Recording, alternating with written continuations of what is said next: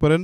যাদের যৌন সমস্যা রয়েছে, অল্পতেই বীর্যপাত হয়ে যায় অথবা লিঙ্গ উত্থান হয় না, অথবা মিলনের সময় হঠাৎ করেই নিস্তেজ হয়ে যায়, অথবা যৌন মিলনের সময় স্ত্রী সহবাসের সময় লিঙ্গ উত্থান হয় না, শক্ত হয় না, তাদের জন্য বিশেষভাবে তৈরি এই মেডিসিনটি বেশ কার্যকর একটি মেডিসিন।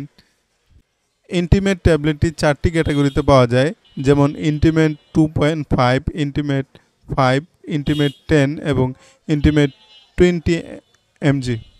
যাদের যৌন সমস্যা ব্যাপক আকার ধারণ করেছে অথবা দীর্ঘ সময় ধরে যৌন মিলন করতে পারছেন না, তারা বিশেষ করে এই ট্যাবলেটটি খেতে পারেন।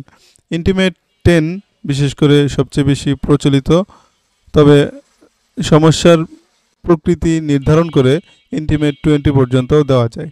যদি সমস্যা বেশি না হয় তাহলে ইন্টিমেট 5 খাওয়া যেতে পারে, তবে সমস্যা যদি প্রখর হয় তাহলে আপনি ইন্টিমেট 10 অথবা 20 সেবন করতে পারেন।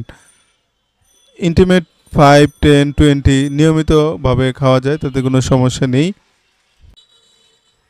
এটি খাওয়ার নিয়ম: ইন্টিমেট ট্যাবলেটটি যদি আপনি যৌন মিলন করার জন্য মনস্থির করেন তাহলে যৌন মিলনের অথবা স্ত্রী সহবাসের 30 মিনিট অথবা 40 মিনিট পূর্বে খেতে হবে। এই ট্যাবলেটটি আপনার 36 ঘন্টা পর্যন্ত কার্যকর হয়ে থাকে, অর্থাৎ সেবন করার পর 36 ঘন্টা পর্যন্ত এটার অ্যাকশন থেকে যায়। যাদের জন্য এই মেডিসিনটি নিষিদ্ধ তারা হচ্ছেন যাদের কিডনিতে সমস্যা রয়েছে, হাইপারটেনশন রয়েছে, অথবা হার্টের সমস্যা রয়েছে, উচ্চ রক্তচাপ রয়েছে, তারা এই মেডিসিনটি অ্যাভয়েড করবেন বা এটি ব্যবহারে সতর্ক থাকবেন, অথবা ডাক্তারের পরামর্শ নিয়ে যেটি আপনাকে নির্দেশনা দেয় সেটি ব্যবহার করবেন।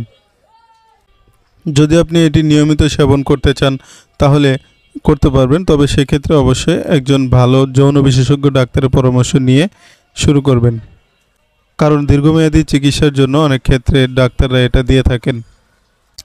এই ট্যাবলেটটি ব্যবহারের ফলে বিভিন্ন ধরনের পার্শ্ব প্রতিক্রিয়া দেখা দিতে পারে। যদি তেমনটা হয় তাহলে অবশ্যই এটি ব্যবহার থেকে বিরত থাকতে হবে, যেমন শরীর ব্যথা হতে পারে, অতিরিক্ত মাথা ব্যথা হতে পারে, উচ্চ রক্তচাপ সৃষ্টি হতে পারে। এছাড়া যাদের হাইপার সেন্সিটিভিটি রয়েছে, যে কোনো মেডিসিনের ব্যবহারের পর যাদের প্রচুর হাইপার সেন্সিটিভিটি অথবা ব্যাপক হারে পার্শ্ব প্রতিক্রিয়া দেখা দেয়, তাদেরও এই মেডিসিন ব্যবহার থেকে বিরত থাকতে হবে। ভিডিওটি শেষ করতে চাচ্ছি। শেষ করার আগে বলবো, যে কোনো মেডিসিন ব্যবহার করার পূর্বে একজন ভালো স্বাস্থ্যকর্মী অথবা ফার্মাসিস্ট কিংবা ডাক্তারের পরামর্শ নিয়ে তারপরে সেবন করবেন। নিজে অথবা অনলাইন থেকে দেখে অথবা বন্ধুর পরামর্শ নিয়ে কোনো মেডিসিন গ্রহণ করা থেকে বিরত থাকাই বুদ্ধিমানের কাজ। আশা করছি ভিডিওটা ভালো লাগবে। ভিডিওটা ভালো লাগলে এই চ্যানেলটাকে সাবস্ক্রাইব করে রাখতে পারেন, তাহলে নিয়মিত মেডিসিন সংক্রান্ত আলোচনাগুলো পেয়ে যাবেন।